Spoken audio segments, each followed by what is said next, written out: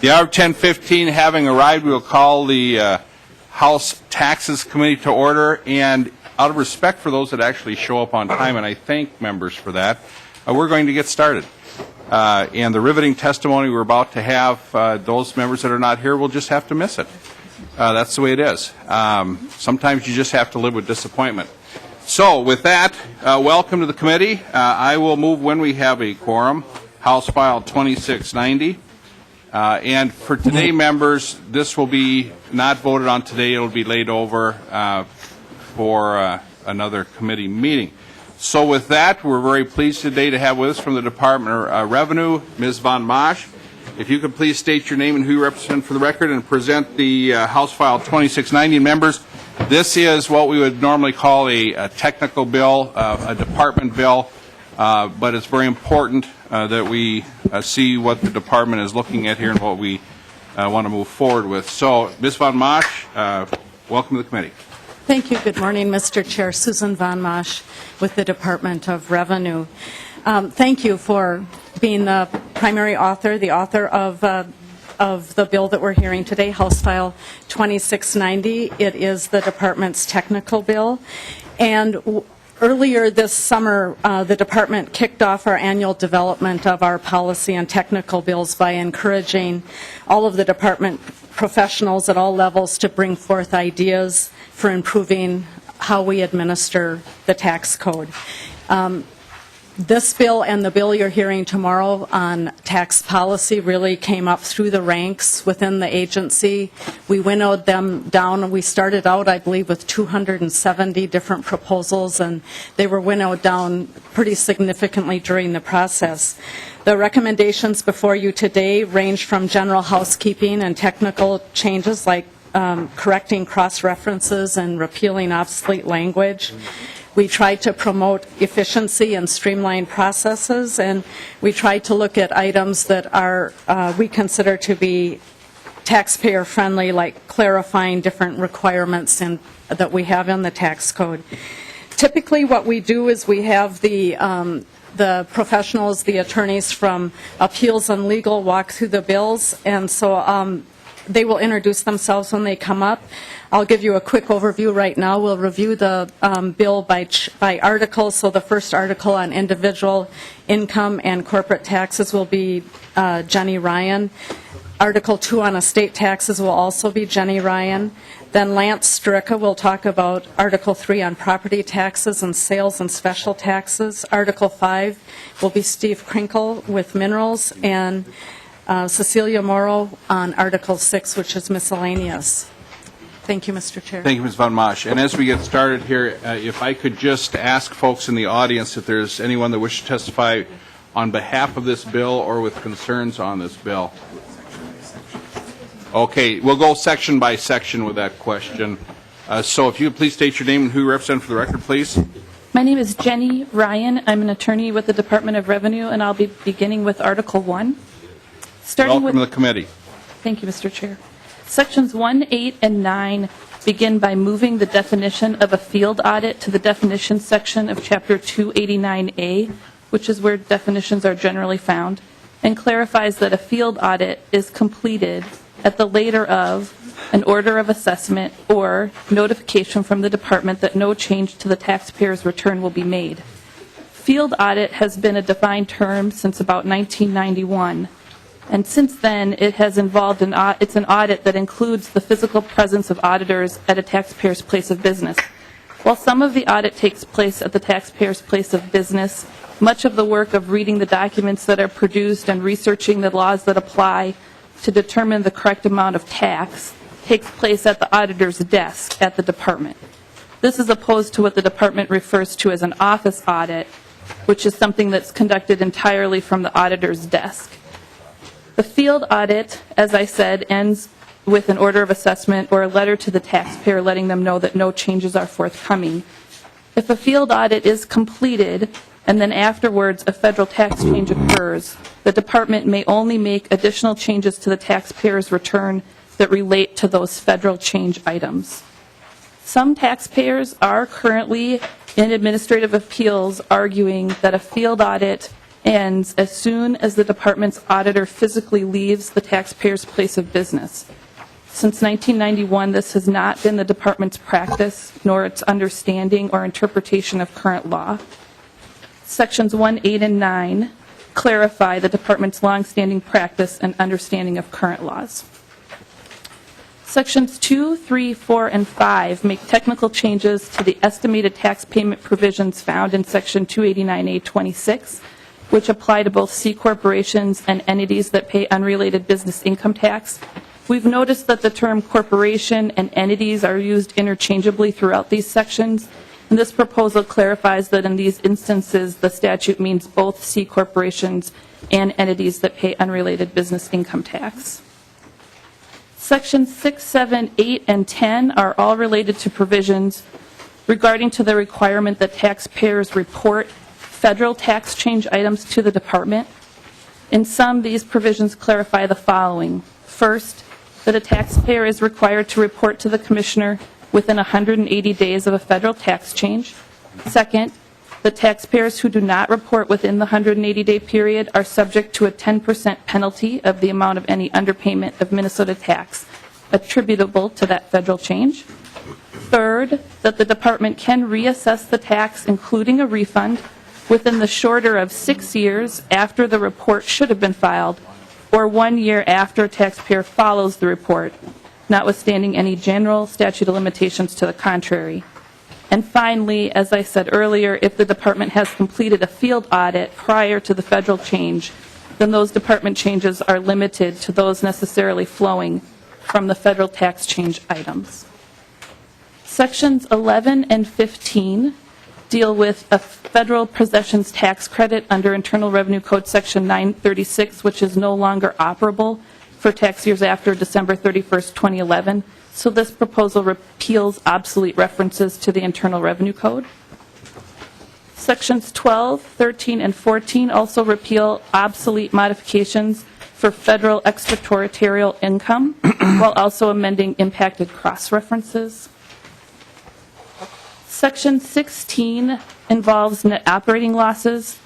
Businesses have either apportioned business income or assigned non-business income or both. The same is true for losses. Losses generated from the conduct of a trade or business are apportioned, while losses generated from non-business income are assigned. This proposal makes it clear that the net operating loss reflects both Minnesota apportioned business losses and Minnesota assigned non-business losses.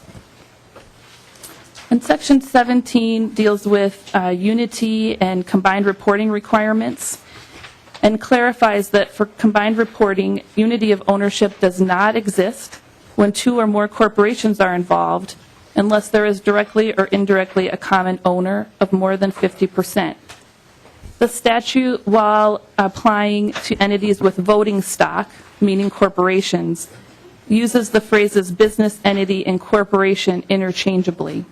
This is a point of confusion and disagreement for a few taxpayers, including some administrative appeal issues and a case in tax court.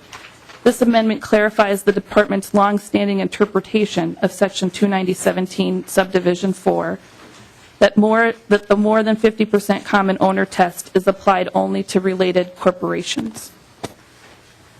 I'll move on to Article 2 regarding the estate tax. Okay, before we do that, is there anyone in the audience that wishes to testify regarding Article 1 that Ms. Ryan has just presented? We do have a couple of folks that would be interested in that.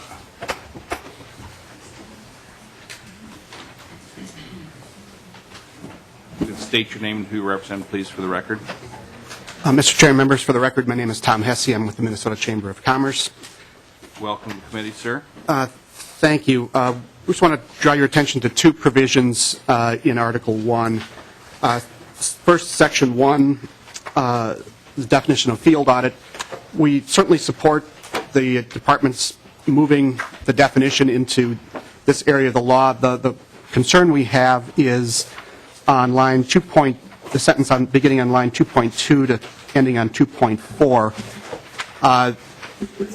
Some of the tax practitioners that we deal with think that that will allow the department to keep state tax returns open. If they for example, if you find out if a corporation is under federal audit, and federal audits can be open for decades at times, the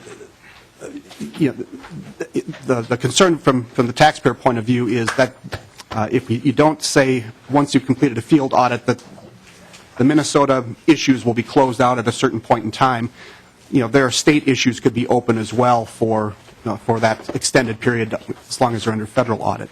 So Mr. Hesse, are you saying that by that language you could have a situation where you would just never close out an audit? until, if they find out that you're under federal audit, it would be open until the federal audit closes. And that could be an extended period of time where, at least in our members' point of view, it should be a much more limited time frame. Okay, before you continue, Mr. Hesse, I will officially call the meeting to order. The tax committee, we have a quorum. Representative Bisgans moves the minutes of March 16th. Any additions or corrections? Hearing none, all in favor say aye. Aye. Opposed? Motion prevails. Thank you, Representative Bisgans. Okay, so I will officially move House File 2690 so that it's officially before us. And members, the plan for today is to go through each article with the department. This is the department technical bill. And we will go through Articles 1 through 6. And we will go through each article and then open it up for questions with people that support or have concerns after each article. So, Mr. Hesse, you have the floor, please, and I apologize for interrupting there. Sure, and maybe this will make it a little easier to understand. So the sentence, the field audit is complete at the later of an order issued or notification that no change will be made. Our concern is that the department could not issue an order or notify the taxpayer that no change will be made, keep their state portion of their audit open, and draw this process out a certain length of time. So that's concern number one. The second issue is on page 19 in section 16, and again the sentence beginning 19.31 to 19.32. We had a conversation with the department this morning and are trying to work through that so our members have the same understanding as the department does. So there is still some, I guess, unresolved issues from our members' point of view, but it's something that might be resolved with a phone call or two later today. So with that, I guess I'll just stop and be happy to answer any questions. Members, are there any questions for Mr. Hesse? Ms. Larson, would you state your name for the record, please? Thank you, Madam Chair. Jill Larson with the Minnesota Business Partnership. I just want to echo Mr. Hesse's comments. We also have the same concerns expressed in those two sections. And I'd be happy to take questions. Thank you. Thank you for your testimony. Are there any questions from the committee? Okay, if the department could come back and continue with testimony.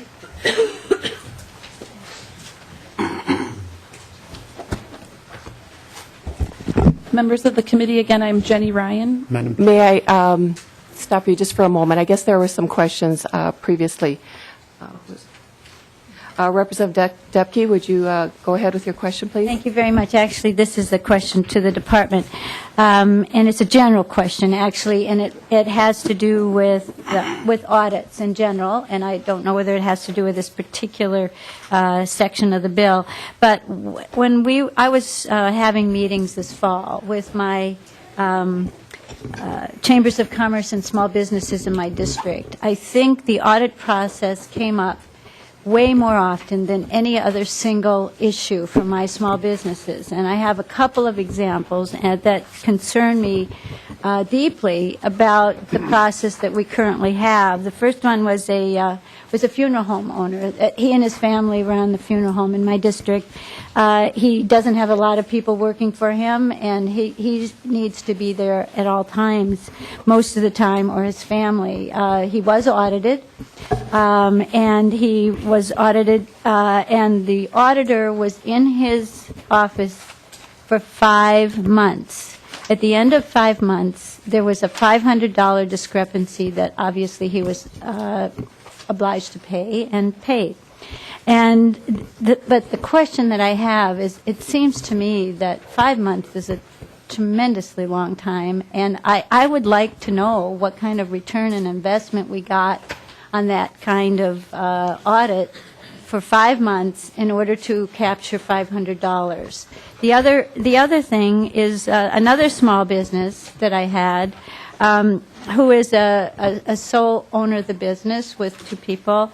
The auditor was in her business for 3 days. At the end of the audit, he gave her a form to fill out and sign that he found no discrepancies and left. Less than a week later, she got a call from the auditor that he had given her the wrong form to sign, and she said, okay, fine, that's all right, I'm booked today. He asked her if she was available. She said, no, I've got meetings all day, so why don't you just scan another document, I'll sign it, and I'll get back to you. Or you can fax it to me, and I'll fax you back with my signature. The answer was no, we do not have the capability to do that. It's against our rules, and he was a total round trip of 3 hours away. She had to wait in the office. She had to cancel her meetings. He came back. She signed the form. He left. But it would be interesting to me that why we had to, as a state, pay for 3 more hours of this particular person's, salary in order, because he made a mistake and it penalized my small business. So I have a couple of questions on the audit that I think are important for your department to respond to. And if you want to get back to me, that's fine. Ms. Ryan? Madam Chair, Representative, I'm sorry that your constituents were having a hard time. Certainly, the department's expectations of its audit procedures is that it's not difficult for taxpayers and it's not overtaxing on their time and effort. So I'm sorry to hear that in these 2 instances we didn't meet those expectations. I can tell you that I have looked into this question about a field audit and how long does a field audit take, how long does the department normally take to complete a field audit. And I can say that for big corporations looking at a 2-year period, it looks like 70% of corporate field audits are completed within a year's time. Now, certainly that does not mean that the department is in the taxpayer's place of business for the entire duration of that year. In fact, it's normally our practice to only be at the taxpayer's place of business for the time necessary to collect the documents and to otherwise do our work within our own offices at our own desks. I can tell you that for pass-through entities, so possibly smaller businesses, that those audits are completed within a year about 87% of the time. And when I asked around to auditors to find out why a field audit might take longer than a year, I learned that sometimes taxpayers ask for an extension of a statute of limitation period to give the taxpayer and the auditor time to reach a settled agreement so that nobody expends time and energy in an administrative or tax court appeal process. I know in some instances, auditors are making monthly contact with taxpayers but aren't receiving any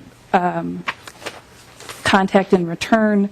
Some taxpayers ask for extensions of a statute of limitations period because they're also working with the IRS on the same periods of time, and they request to work with the IRS first and then with a second to minimize the burden on the business.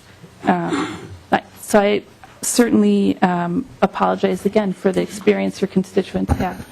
Representative Depke? Well, thank you. I'm not really completely satisfied with that answer because these were specific instances, and I could name about 3 or 4 more. I would like it if you could give me someone within the Department of Revenue that my constituents can contact to give them to testify to the way they were treated during the audit and to answer your questions. I'm certainly open that if in any way my constituents are at fault, then I think that would be interesting to know that. But I know them quite well, and I have every reason to believe that some of the things, you just don't have that many people in a setting that are unhappy with a single piece of this, and it seemed to me that it took an unusual amount of time, but we can certainly investigate it further, get to the bottom of it, but if you could please contact my office with someone that my constituents can come to and talk to about it and give you the specifics of their problem, I'd appreciate it. Ms. Van Moss? Madam Chair, Representative Demke, we do have certain restrictions within the environment that we're in today in terms of what we can say about individual audit cases, and I'm not familiar with the situations you're referring to, but we will follow up with you and set up a meeting with the person who is in charge of the audit process, and we will follow up so that we can try to get behind what's going on with some of these situations. Thank you very much. Representative Anderson. Well, thank you, Madam Chair, and to the department as well. I can echo the same stories that Representative Depke had shared with you just now, and it brings to mind that this seems to be a common problem, that it's not an outlier.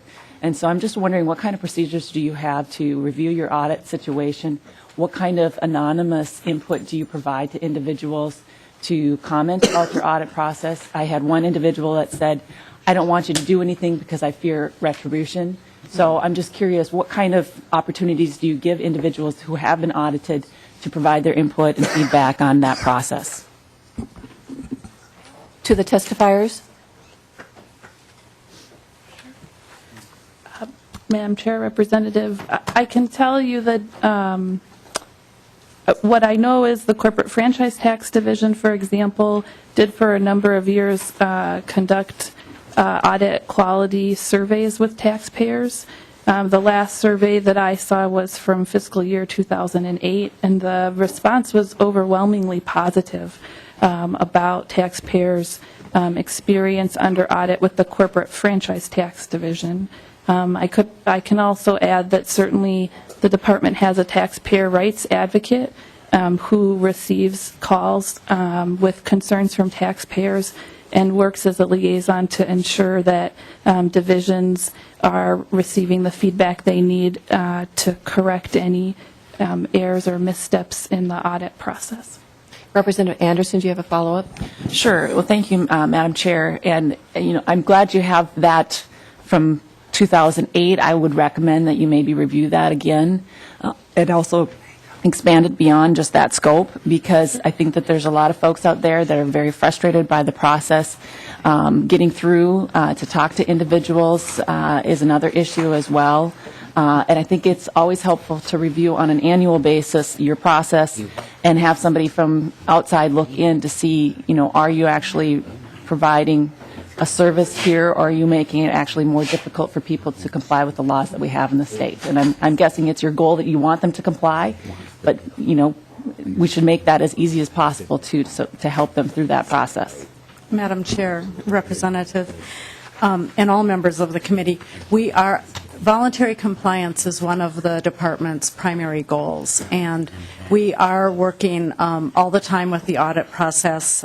We do hear complaints ourselves about the audit process, and we are working at trying to make things more efficient all the time. So this kind of feedback, we will take it back to the department, we will talk with the right people, and we will continue to look into it, I can assure you.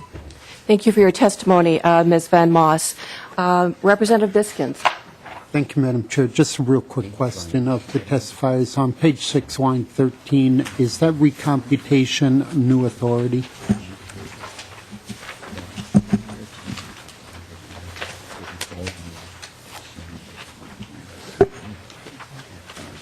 To the testifiers. Madam Chair, Representative, the question is about line 6.13, but I'm sorry, I didn't hear the rest of the question.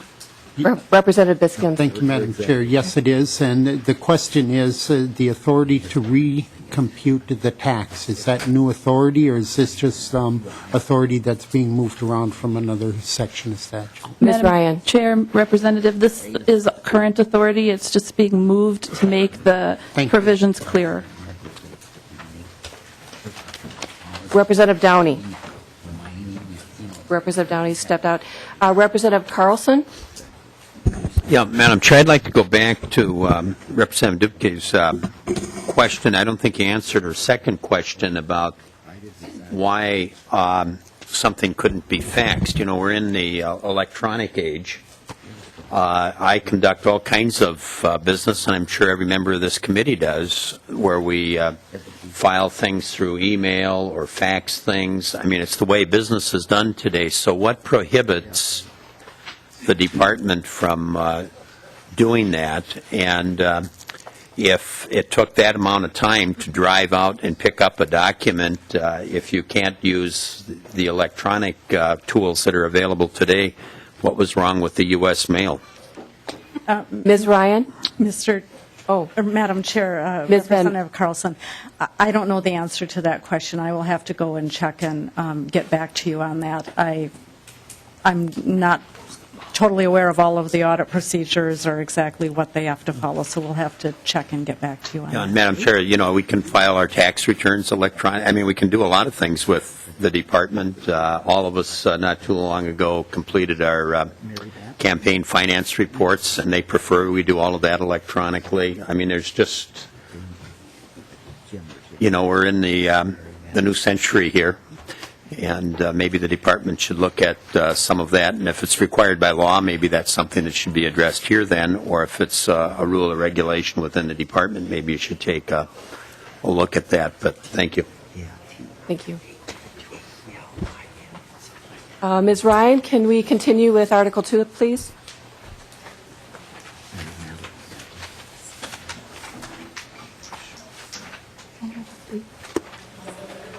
Okay. Ms. Ryan? Madam Chair, moving on to Article 2, the estate taxes. All of Article 2 relates to the recapture tax, which is part of the estate tax exclusion that passed during the last special session regarding qualified small business and qualified farm property. The language that passed in the previous session included a provision in Chapter 291 that imposed a recapture tax payment due date of 6 months after a disqualifying cessation of the business or disqualifying disposition of the property. While imposing this payment due date, the language that passed assumed a return would be required and a return filing due date. Now, those kinds of provisions are normally found in Chapter 289A. So here, Section 1 moves the return requirement to Section 289A10, moves the return filing due date to 289A18 in Section 3, and then in Sections 4, 5, and 6 moves that payment due date to Section 289A20. So we're just putting those administrative provisions where we normally find them. Section 2 proposes that there also be an annual information return requirement during that 3-year period after the decedent's death. So part of the requirements is that the qualified heirs continue to operate the trade or business and own the trade or business for a 3-year period after death. In that first year, we would receive the estate tax return itself, and we'd ask that there also be an informational return filed in years 2 and 3, which should just help us make sure that the requirements of the statute in terms of its use and not being disposed of would take place. That's Article 2. All right. Are there anybody from the audience who would like to speak in favor or against this particular article? Are there any questions from the committee members? Okay, we will move on to Article 3 then. Please state your name for the record. Madam Chair, committee, my name is Lance Darica with the Department of Revenue. Starting with Article, I'll be talking about Article 3 and 4. Article 3 is about property tax. As indicated in the summary, I'm first going to talk about Sections 1, 5, 7, 8, and 12 of Article 3. two main things are going on in those 5 sections. The first thing has to do with providing privacy and protection for certain income tax information that we required last year. Just briefly, last year was the first time we required applicants for the farm agricultural classification to submit an income tax form, the Schedule F that shows farm income, and we're adding a statement now to provide protection, privacy for that return. And necessary cross-references are being changed. Second thing going on is that we're eliminating some obsolete language related to mailing homestead applications. It used to be an annual process back until the early 90s, and every year the assessor would mail out the new annual homestead application, and if people didn't return it in 30 days, we'd send it to them again. The 30 days language is still in there, and we're striking that. It's caused some confusion. And again, there are necessary cross-references being made. Sections 2 and 14 go together. Last year there was a law change allowing counties to do land exchanges. And when they do the land exchange, the county authority statute says they can have the value of the land determined either by private appraisement or by the county assessor. The problem is that the county assessors have prohibitions on how much non-tax valuations they can do. So we are adding this authority for the county. We are following up the change in the county authorities that was made last year by allowing the county assessor, explicitly allowing the county assessors to do these valuations with this change. Mr. Storica, I'm going to interrupt you just for a moment. We have a group of upcoming business leaders from the Minnesota High Tech Association ACE Leadership Program. Would you please stand and welcome to the committee.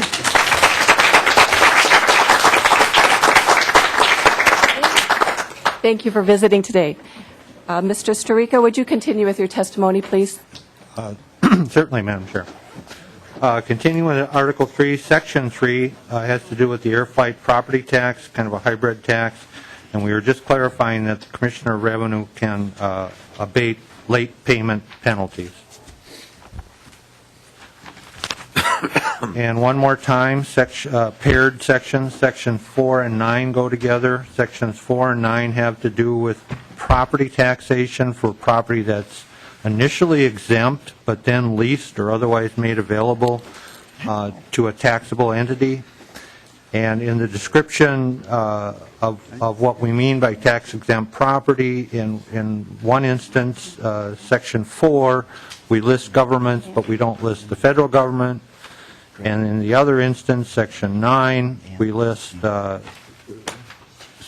numerous governments, but we've previously omitted local units of the state. So those lists are, we're adding federal to the one and local political subdivisions to the other. Section 6 has to do with the agricultural homestead classification, and I think it was 2009 we allowed small properties under 10 acres to be agricultural homesteads if the only agricultural activity is storage of grain. This change makes it clear that the grain being stored on the small parcel must have been produced by the owner of that small parcel. Section 10 has to do with the rural electrical cooperative per capita tax that's imposed in lieu of a tax on their distribution lines. Right now it has a reference to incorporated cities, and we're changing that reference to the more modern and standard phrase statutory or home rule charter cities.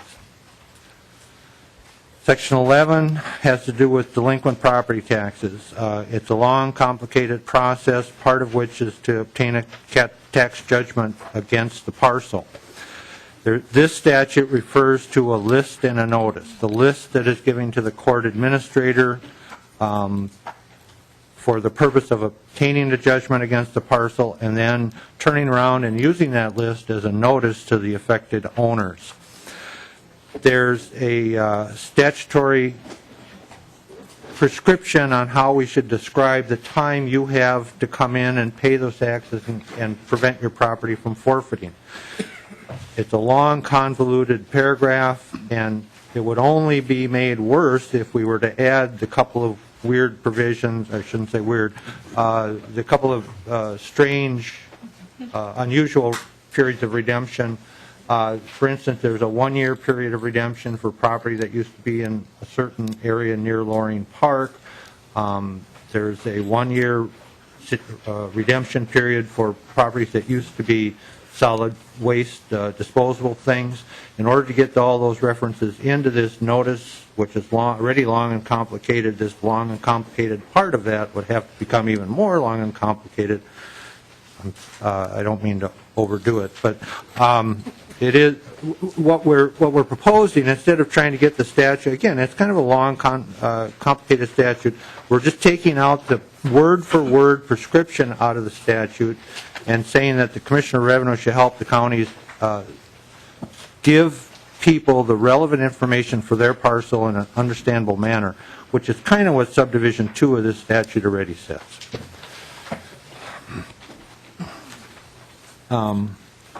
Section 13 has to do with the Senior Citizens Property Tax Deferral Program. Right now, we do, when the person enters this program, the state takes a lien against their property for the deferred taxes. Right now, those are what you might call common law liens. They're not statutory, so we have to go through the certain procedures, which means getting them notarized, and they have to contain a certain statement down at the bottom that they were drafted by the Commissioner of Revenue. Our tax liens are well known. There's no need for the public for these things to have to be done. For us, it's an inconvenience. The person has to, processing these has to go down a separate set of procedures to get them notarized, where the other liens that we do are not. So this would just provide that these liens can be produced on the same form that we use for our other tax liens. Repealer repeals the statute that hasn't been enforced since, I think, the late 60s, 272.69. It requires people who lease tangible personal property to file a list of their leased items with the commissioner each year. This hasn't been done for years, and it should be gotten rid of. The repealer also repeals the now obsolete lead paint hazard removal tax benefit that is now obsolete. That's Article 3. Thank you for your testimony, Mrs. Tarika. This is a public hearing. Are there any members of the audience who would like to comment either in favor or opposition to Article 3? Seeing none. Members, are there any questions? Representative Crawford. Thank you, Madam Chair. I didn't get your name, sir. Starico. Starico, Mr. Starico. I'm looking at the revenue flyer that you have. Section 2 under the assessor's duty, it says you modify the list of the non-tax property appraisals that the assessor may perform. Can you give me an example of that? Are we talking about like private appraisals or? Madam Chair, Representative, emphatically no. We try to, I can't do it from memory, but we try to keep assessors out of the business of appraisals for buying and selling purposes. We don't want to get into a situation where the assessor tells the person the property has one value for tax purposes and a different value if you're trying to sell it or buy it. And it's not a precise science, and there's just, we think, too much risk of that happening. But there are certain non-tax appraisals that the county assessors can do related to condemnations, acquisitions of right-of-way,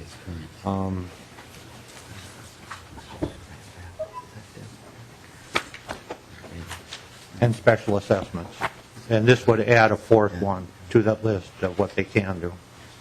Thank you for your comments, Mr. Starica. Representative Crawford, do you have any other follow-up? Thank you, Madam Chair. Are we talking about like appraisals done in their duty, with their duty as being assessor, or is it something that's without, extraordinary to their duty? Mr. Starica. Madam Chair, Representative, it's kind of yes and no. I'm trying to think of how to say that. Obviously, I think we all know the county assessor is there to value property for property tax purposes. That has become a useful figure. That has become a useful process, a useful talent for a lot of county purposes. If the county wants to acquire property for a county road, how do we get a value for that? They ask the county assessor to do that. If they, what was the other one? A condemnation, well, they could acquire right of way either by condemnation or purchase. And either way, it's handy for them to be able to ask the assessor, well, what do you think we should pay for that, so they don't, pay a bad price. We try to keep a limit on those kind of situations because, like I said, the theory is that appraising property is not an absolute science, and it's just too risky to have a person valuing property for two different purposes. I don't want to go on and on here, but if you want to put a value on property, if I were to loan you a certain amount of money, is the property you have worth at least that much? You could go out and do that appraisal fairly quickly, perhaps. Whereas if you wanted to get the actual true value of property, it might take a little bit more work, and you might come up with a little different figure. So, long story short, we try to keep a lid on the non-property tax appraisals that the county assessors do. There are a few of them, right away, condemnation, and we're going to add this, county land exchanges, so the county can get, when they're exchanging land, they can get a rough idea, some idea of what, on both sides of the equation. This is being added to that list of non-tax appraisals the county assessor can do. Representative Crawford. Thank you, Madam Chair. Thank you, sir. Representative Anderson. Thank you, Madam Chair. Can you explain to me Section 6? What happens when that's say it's a renter of the land, and they store that grain in the landowner's bin? How would that impact that kind of relationship and their abilities? Mr. Starica. Madam Chair, Representative, that's exactly the situation this change is meant to address. Again, I think it was 2009 that we first allowed the storage of grain to be an ag use. All that's going on, the small parcel, less than 10 acres, all that's going on there from an ag standpoint is you're storing grain. We think that provision, when it was originally enacted in 2009, was intended for people who are storing their own grain, not the grain of somebody who has either rented their land or rented some other land. And that's what this change will accomplish. Representative Anderson. Thank you, Madam Chair, and I apologize, I forgot your name. Starica. Mr. Starica. So what is the definition, though, of who owns the grain? If you're the owner of the land and you're renting it to somebody who is storing it into your storage bin, when does it become, when does the ownership become that of the renter rather than the owner of the land? Mr. Starica. Madam Chair, Representative, I believe the language in the statute is operator. The grain has to be produced on land operated by the owner of the small parcel. So we're talking about an agricultural operation. Representative Anderson. If I could, Madam Chair. Mr. Starica. All I was going to express is that with the English language, there are often choices of which words to use, and maybe a lot of times several words might not be all absolutely perfect. That's what we're using right now is the operator. The grain must have been produced by an operator who owns this land. We are certainly open to discussions on that. Okay. Representative Drazkowski. Thank you, Madam Chair. Mr. Starica, I had the same questions as Representative Anderson. How would this impact family members who may farm with the owner of that land, but may actually farm another farm? We often see a great amount of exchange of facilities and equipment between family members who may farm several different farms. Does this provide problems for that situation? Madam Chair, Representative, I'm trying to think on the fly here, but I think the best answer to that is if you have those kind of concerns, we should probably sit down and talk about the language, or maybe some of your staff could, because that's the situation that we were trying to avoid, where a renter of the land, the renter of some other land, produced grain that was stored on this land, and we didn't think this provision was enacted to cover that. It gets kind of dicey if the renter of this other land is a son or a daughter.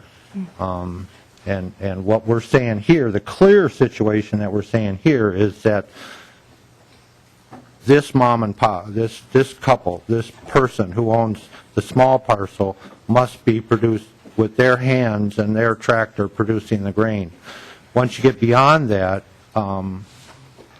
if you would like it to more clearly allow for some of those other situations, we should probably talk about some additional language. Representative Drazkowski. Thank you, Madam Chair. Thank you, Mr. Sturika. That is a very common situation out there. So we're, if we don't provide some more specific language here, we're going to run in a lot of trouble. So I appreciate you and your willingness to take a look at that. Representative Kiffmeyer. Thank you, Madam Chair. Mr. Sturika, I have similar lines. I live in an area that sometimes it's a corporation, family-owned or otherwise.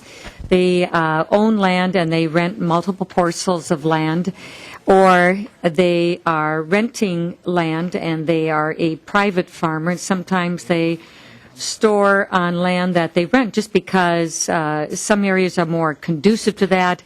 Road access for storage and the big vehicles make a really big difference. So I have real concern with this, what I consider quite a policy change, and also have real concerns about this kind of change here that would pose real problems for my district.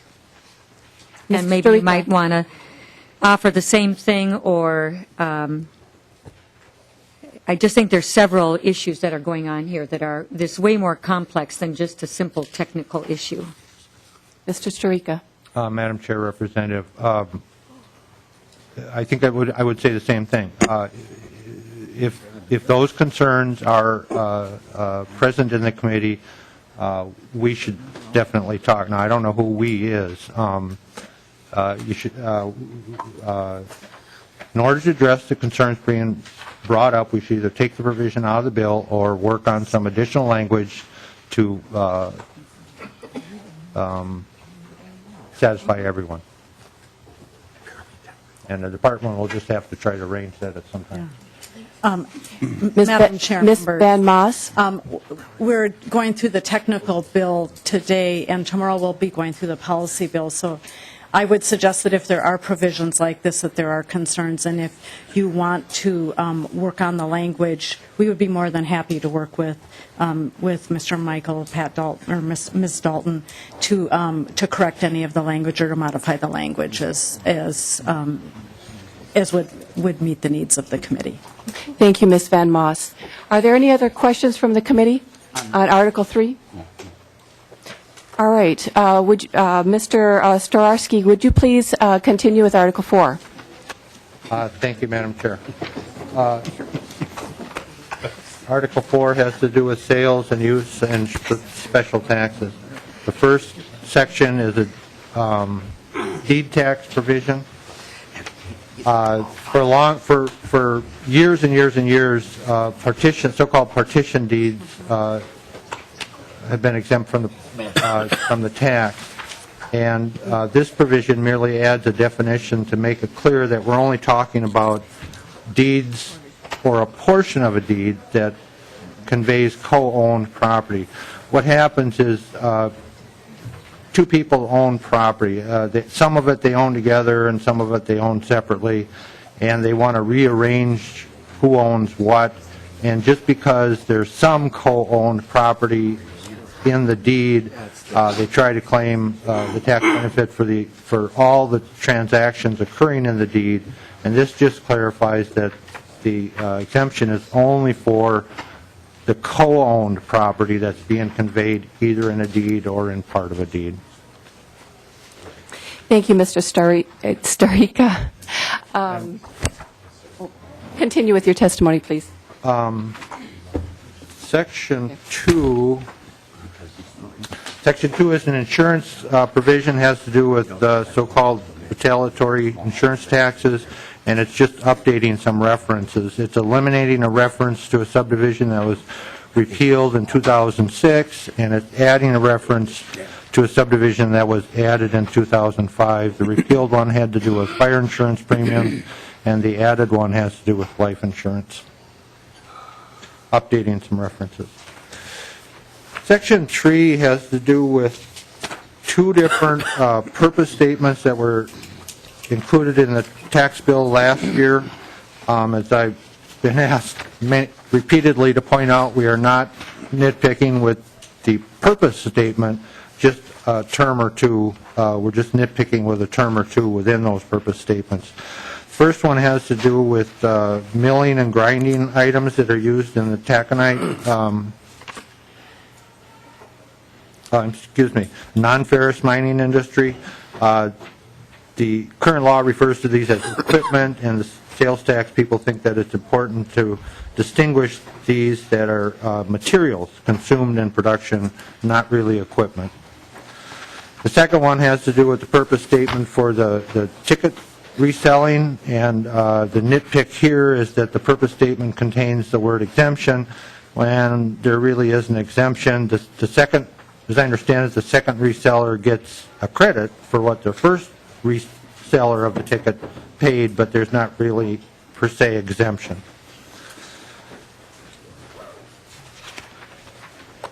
And that completes Article 4. Thank you for your testimony, Mr. Starica. Are there any members of the public who would like to speak in favor or have concerns about this Article number 4? Are there any members that have any questions? Seeing no questions, we'll proceed to Article 5. Madam Chair. Please state your name for the record. Stephen Krenkel.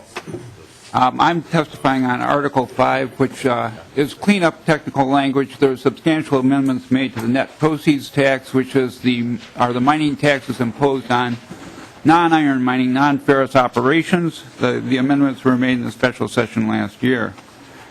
The first section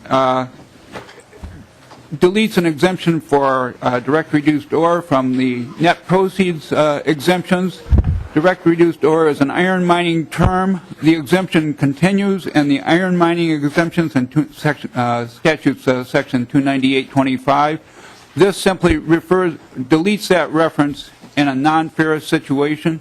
Direct reduced ore is not non-ferrous product.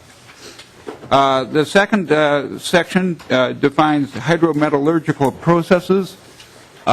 It's a new term that was used in the statute. It was not defined using general definitions that were found in consultation with our minerals office. We came up with this definition to supply a definition that was not included in the amendments last year.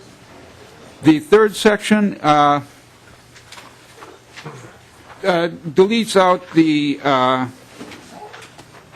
reference to energy resources and includes ores and metals in the distribution sections. That basically, or rather not basically, that does put the distribution section terminology in line with the imposition of the tax section. So you're using the same term on the imposition of the tax and the distribution of the tax. So it's cleanup from last year, technical in nature. Thank you, Mr. Krenkel, for your comments. Are there any members of the audience that would like to speak in favor or have concerns regarding this article, Article 5? Seeing none, we'll go to member questions. Who has the question? Representative Rukabina. Thank you, Madam Chair. Mr. Krenkel, is it? That's correct. As in Chris with a hard G, huh? But anyway, That's been said before. Mr. Krenkel, I wasn't here, members, during the special session, and I had the House bill that put all this language in, and I didn't support it. And of course, I had just gone out of the hospital with a new knee when the governor called special session, so I didn't see what happened, and I heard about it, and I didn't like it. But let me ask you this question. This is the net proceeds tax, Mr. Chair, which we've discussed in here, which is then the local property tax in lieu of. And so I'm going to ask the Revenue Department, if everything is exempt, all these are exempt under the net proceeds tax, or am I reading this wrong? If you can't tax the deposits of ore, or the deposits of metals, or the deposits of minerals, or the land in which they're contained, or all real property and all personal property used in mining, and you can't tax the concentrate, can somebody tell me what the hell's left to tax? Please. What's left to tax? I don't understand this language, and I was concerned about it last year, and so I have no idea what's there left to tax. Excuse me, Madam Chair. Mr. Krenkel. Are you referring to the amendments from last year? I'm referring to the whole section from last year, which is Minnesota Statutes 2011 supplement, and all of this went into law, I assume. And if the committee wants to read it, property used in business of mining is subject to net proceeds tax, but the following property used in the business of mining is subject to net proceeds tax is exempt. So if the ore is exempt, the metal's exempt, the minerals are exempt, the land's exempt, the real and personal property used to mine all of it is exempt, and the concentrate, which we're having an issue right now in taconite mining, which one guy has proposed to send to a plant outside the state to make pellets, I want to know what's the Department of Revenue interpreting is left to tax. Mr. Michael, will you make a comment? Madam Chair, Representative Rukavina, Section 1 is the exemption under the real property tax for this property.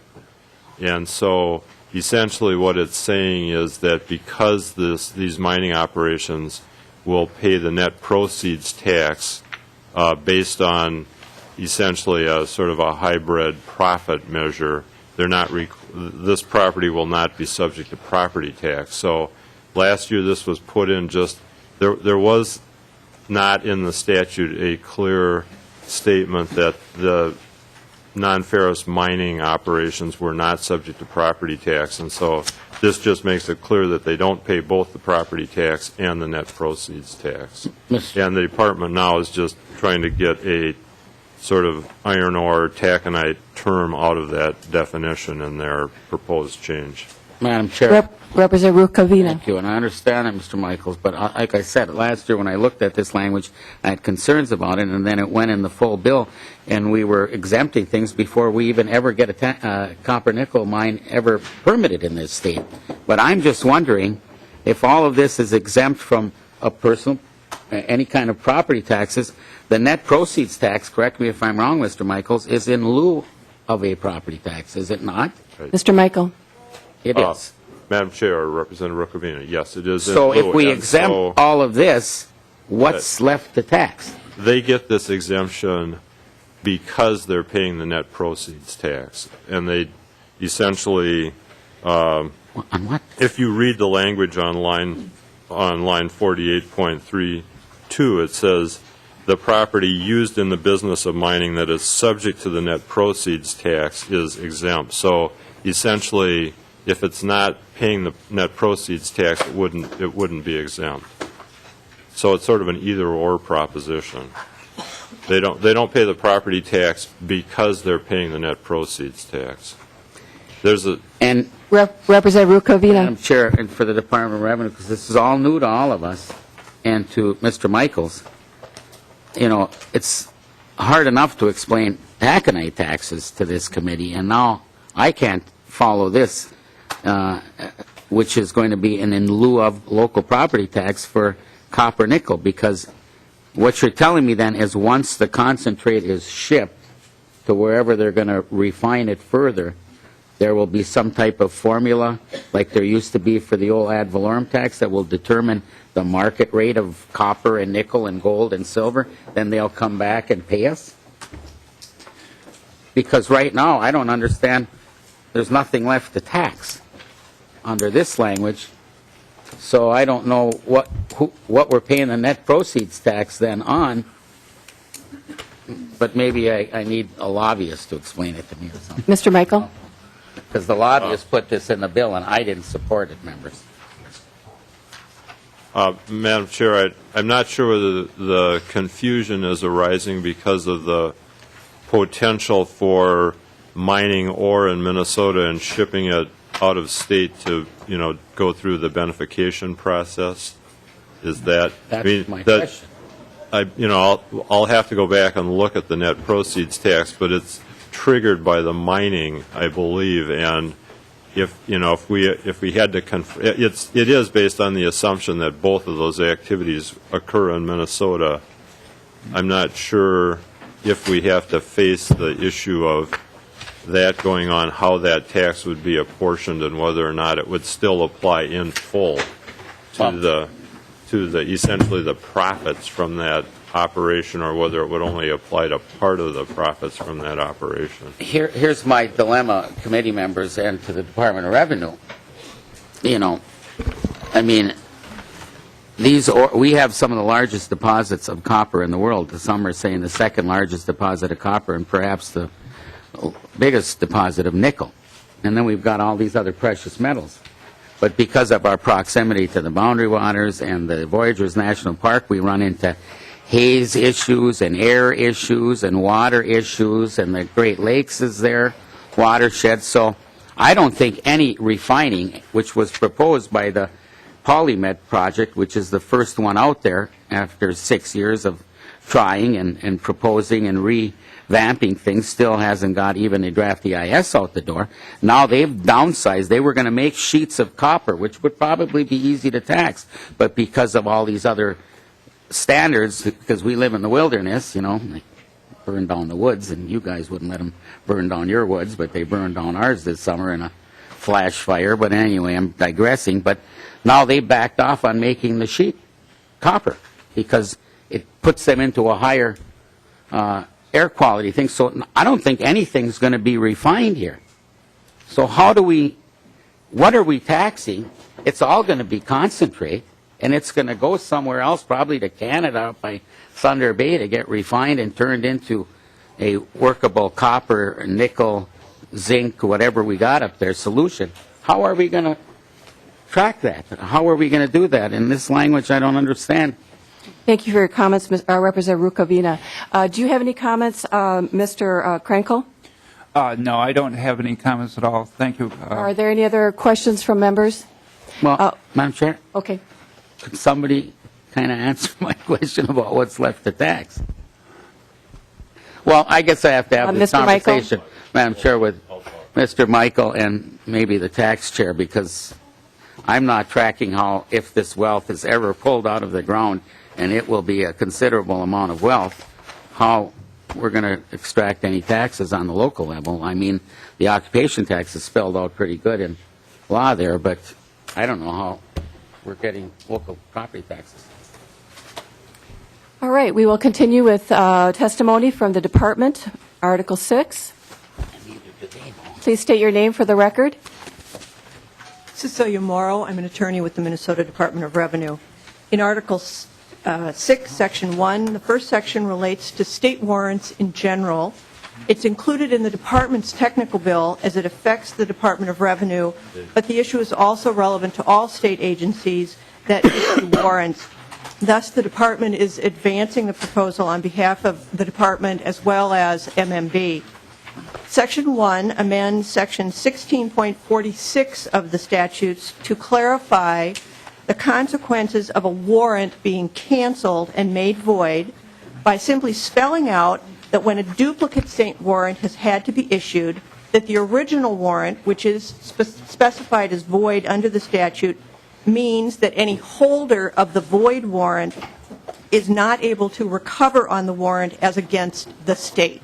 It's the way the law has been for a very long time. This is just simply to make it absolutely clear by specification in that statute. Then in Article 6, Sections 2 through 12 is a Department of Revenue proposal. This sections of the bill amend the statutes that direct how interest on penalties is calculated in order to make simplification and the uniformity of the statutes improved. Each of the statutes that affect it is amended to provide and direct the reader to the provision in the General Tax Administration, Chapter 270C, to provide that interest runs under the statutes in the general statute, that interest runs from the date a penalty is assessable until it is paid.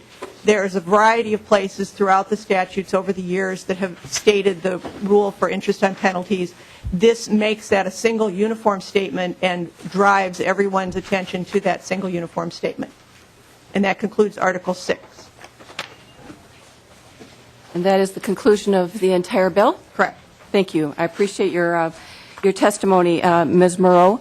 Are there any comments from the audience, either in favor of this bill or this article, or with concerns? We will close the public portion of this hearing, and are there any comments or questions from members of the committee? Seeing none, I renew the motion to have House File 2690 laid over for possible inclusion in technical omnibus tax bill. If there are no other questions from members, we will adjourn. Seeing none,